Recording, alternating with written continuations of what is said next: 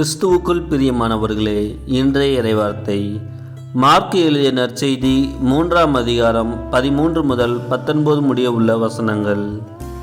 இயேசு மலைமேல் ஏறி தாம் விரும்பியவர்களை தம்மிடம் வரவழைத்தார்.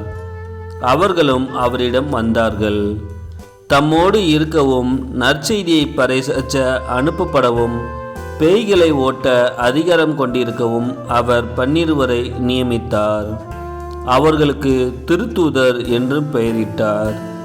அவர் ஏற்படுத்திய 12 முறையே: பேதுரு என்று அவர் பெயரிட்ட சீமோன், செபுதேயுவின் மகன் யாக்கோபு, யாக்கோபின் சகோதரரான யோவான், இவ்விருவருக்கும் இடியை போன்றோர் என பொருள்படும் பொவனேர்கேசு என்று அவர் பெயரிட்டார்.